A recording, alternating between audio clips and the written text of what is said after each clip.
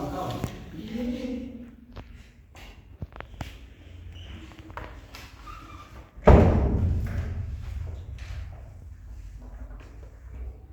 Yes, good afternoon.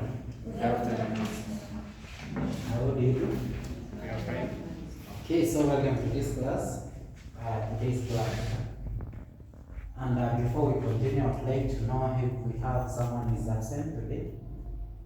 And I'm going to call upon the register. If you are there, you can say present. Victor? Present. Yekon? Present. Celestine? Present. Sharon? Present. Women? Present. Brenda? Present. Thank you. So it seems that all of you are there this class today. So before we start our session today, I would like to remind ourselves about the previous session. What did we learn? Who can still remember what we did in the previous session? Yes, Karen? Yes, we talked about map communication. Yes, and you see what is map communication? Yes, you can give a trial, Sharon. Map communication is a process of using a map to enable understanding to use. Yes, very good. So I will talk about map communication, exactly the use of data map to pass out what? Communication, right? Yes. Good. So we have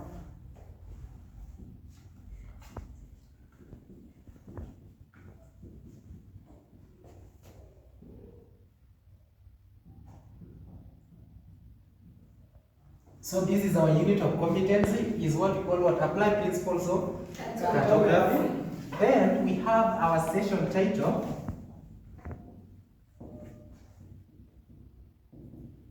Is map compilation, compile map.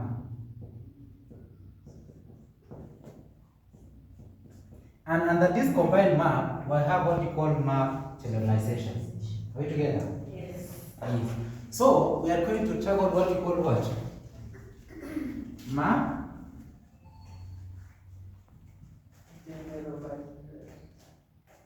Map generalization.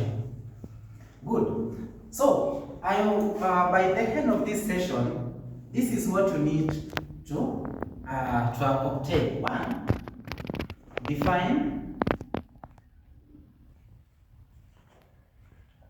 the term map.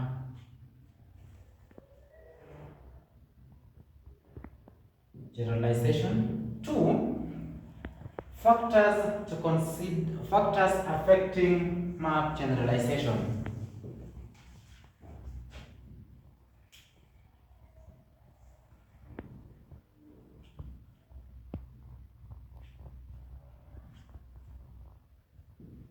Then, three, talk about the types of map generalization.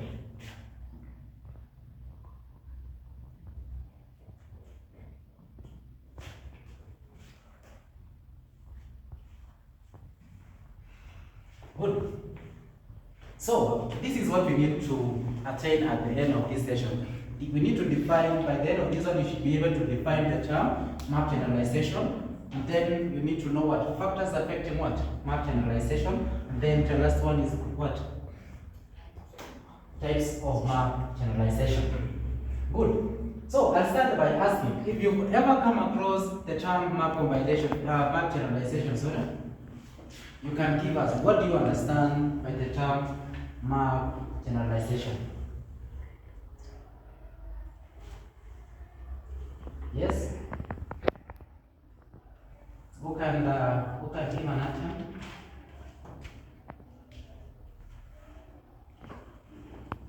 From what you've learned, what you've come across, what is this map generalization? Yes? I think it is a process by which the presence of events in a given space are reduced and modified in terms of their shape and the numbers within the map space. Good.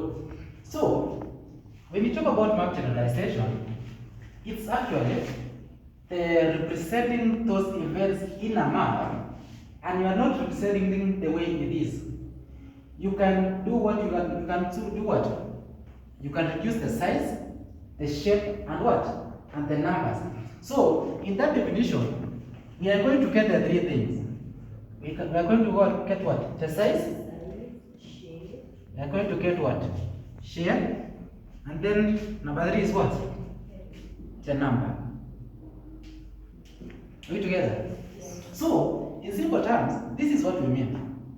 Like, if you want to represent the map of Kenya, is it possible to bring the whole Kenya and to be represented here? No. Are we together? Yeah. So, let's say for example, so this one is our map of Kenya. Are we together? Yes.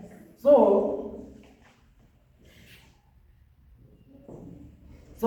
we have done what? We have reduced the map of Kenya to such a size. Are we together? Yes. So when you talk about size, you are reducing the size of the object or what you want to represent. Are we together? Yes. Then we look at what? The shape. At the shape. What can we talk about?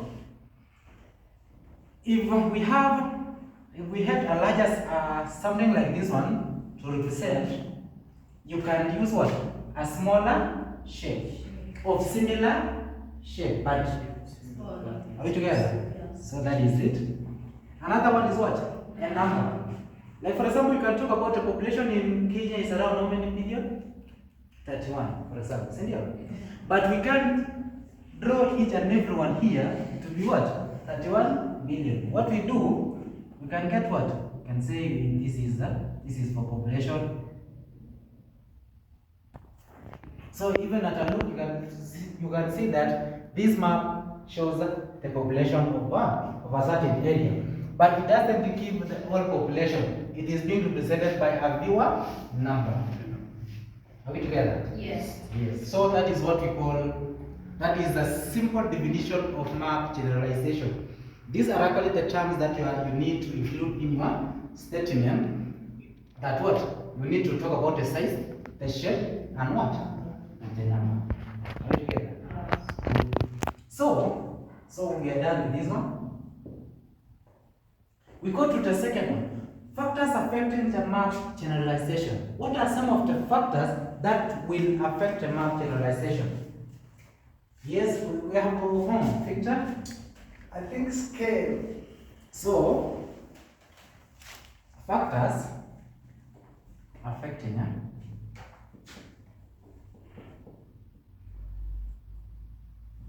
So you said we have? Scale. Good. Yes. Purpose. We have purpose. So, when you talk about a scale, this is not the first time. Yes, Cheryl, do you have something to add? The audience. Yes? The audience. Audience. Audience. Audience. The purpose. That one will fall under purpose. Thank you. So, when you talk about a scale, this is not actually the first time when we hear about a scale. Right? So, what can you even say about this one affecting the map generalization? Here, we talk about what? The large scale and a smaller scale. So, what can you say? When you talk about a large scale, what does it mean? Represents a small area, right? So this one will be termed as what? Either small or what? Large scale. So when you talk about a small scale, it actually being used for a clear detail, or you can talk about what? Something in detail. Are we together? Then when you talk about large, it's trying to explain what we want. General. Are we together? Yes. Good.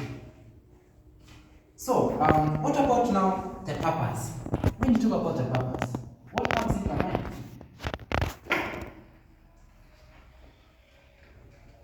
Yes? When you talk about the purpose of a map, What comes in your mind? Yes, a trial. Yes, I can try. mhm. This was means when representing an information, especially specific, you can have, let's say, a forest going to representation of a specific information. Yes. It is presented in that purpose, especially in purpose of it. Good. Any other fashion? Yes. Purpose, it depends on what the map is used for. If it's a geographic map on hiking on a mountain, you have to collect data to generate the data and simplify data from that area. Yes. Yakon and Sharon, you've given us a very good explanation in terms of purpose. Can you give them clap? Thank you. So when you talk about a purpose, for you to have a map being generalized, you need to consider what? The purpose. And here, what is actually the purpose or what is the use of that map? And when you come to know the purpose of that map, then you will be in a position to know what should be contained in that map. As Sharon has said about the thematic map. A thematic map is that map that shows a specific feature. Let's say, for example, we have a map showing only the vegetation. Nothing else needs to be represented in that map. It's only what? Vegetation. If it is about, what can you talk about? Rivers, for example. That should be only what? A map of rivers. Are we together? Yes. Very good. So, we are done with the factors affecting map generalization. So let's have a look at this one. The types of map generalization. So, it in groups of two. I want you to discuss the types of generalization, and I'm going to give you a task to perform from group 1. Group 1, I'm going to give you selection. Group 2, I'm going to give you exaggeration. And then group 3, I'm going to give you symbolization. So I'm giving you 2 minutes. You discuss. I want to see all of you participating. Yes. Yes.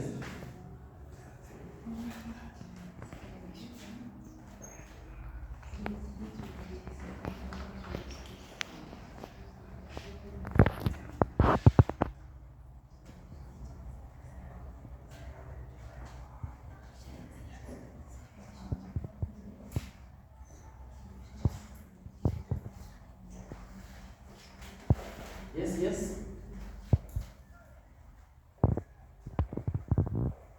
Good.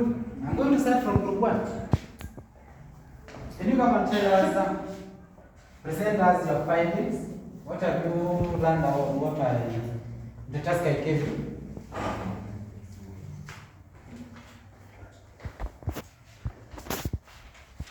Okay, we are dealing with selection, and this is the finding.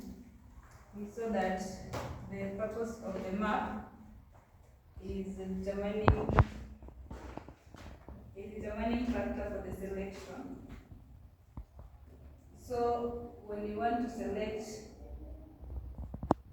the features that you're going to use on the map, we have to consider the purpose, and that's why we do selection.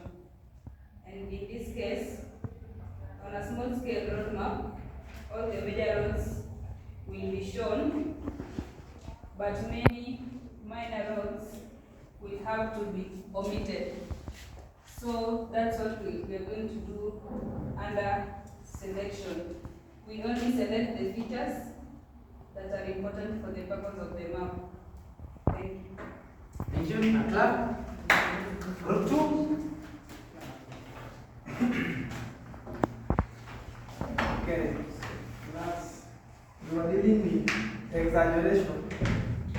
And exaggeration, in layman's point of view, just means enlarging, a technique of enlarging something according to purpose and and scale, like what we were discussing in map generalization.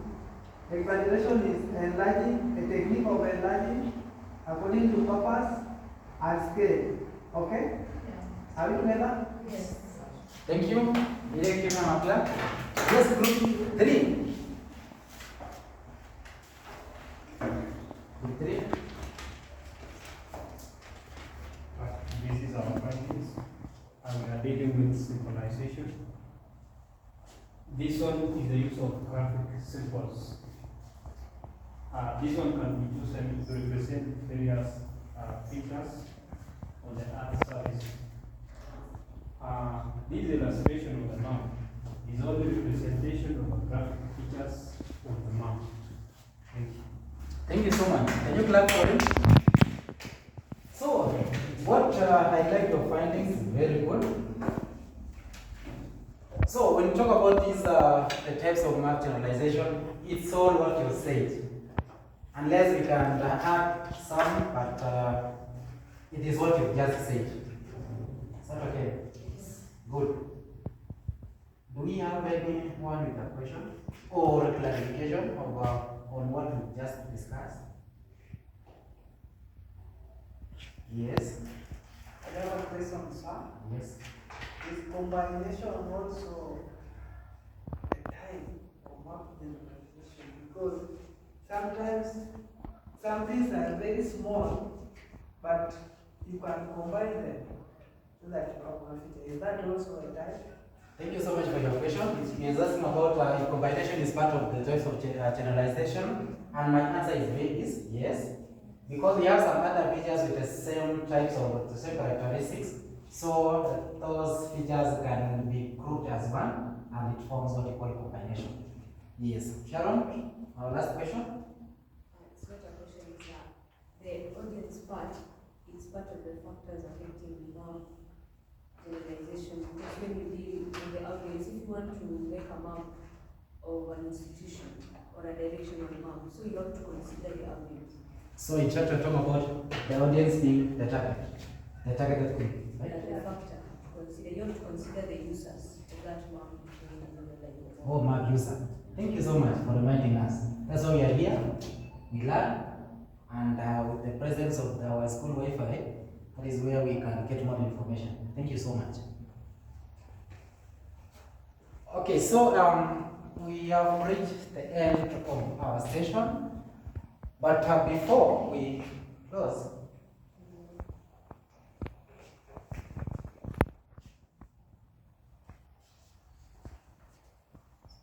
I want to give an assignment.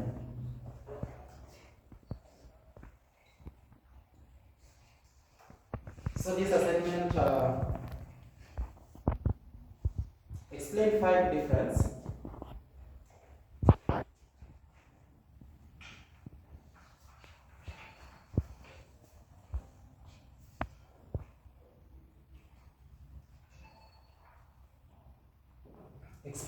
difference between automated and manual generalization.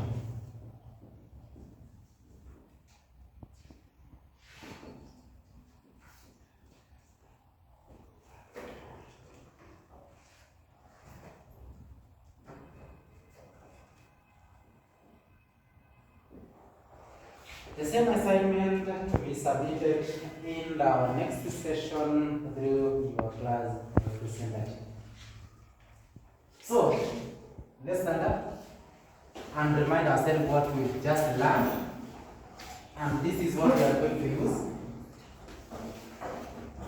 We're using the hot potato. So when you get this one, you keep the hot potato, don't worry, don't spare it. You keep to your friend and say something. Are we together? So I start. Exaggeration as a type of map generalization. Thank you, sit down. Purpose as the factor affecting map Good. Sit down. Simplification. Thank you. Combination. Yes. Selection. Yes. Synchronization. Symbolization. Simplification. Simplification. Thank you so much, class. We'll meet you next session. Have a nice evening and a nice weekend. Thank you. Yes, sir.